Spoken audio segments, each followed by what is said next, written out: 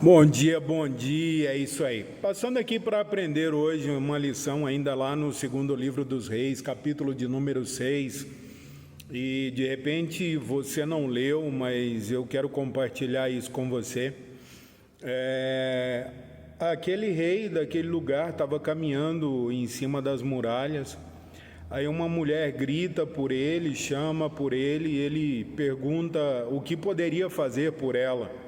Ele imaginou que o problema fosse de uma proporção, mas quando ela relata para ele o que havia acontecido, aquele rei veste-se com um pano de saco, e isso era um sinal de humilhação, de desespero daquela pessoa, e ele reconhece que o problema é muito maior do que ele imagina. O que eu aprendo com isso? É que muitas vezes tem tanta gente pedindo, clamando por socorro, porque está vivendo uma situação muito pior do que a gente imagina, e a gente muitas vezes faz de conta que o problema não existe.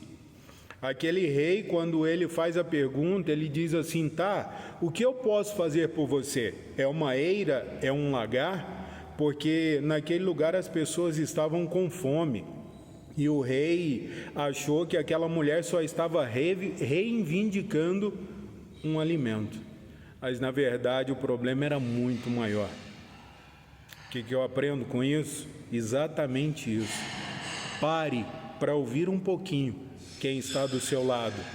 Pare para ouvir um pouquinho quem você entende que o problema é coisa pouca. Talvez o problema seja muito maior do que você imagina. E a partir daquele momento, o rei resolveu ajudar aquela mulher e fazer alguma coisa por todos que estavam ali. De repente, o que falta para mim e para você é só a gente tirar um tempinho para ouvir alguém, para a gente entender qual é a realidade das pessoas que estão vivendo ao nosso redor. Pense nisso. E aí, bom, fica para outro dia essa outra história. Pense nisso.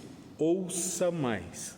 Tire um tempo para ouvir quem está gritando ao seu redor. E muitas vezes as pessoas gritam em atitudes e não com a voz. E a gente precisa estar muito atento a isso. De repente elas estão precisando muito mais do que você imagina. Talvez você pense que o seu problema é pior, é maior. Pare para ouvir os outros.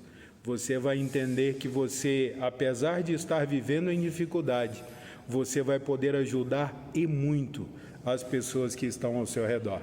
Pense nisso. Um abraço. Deus abençoe.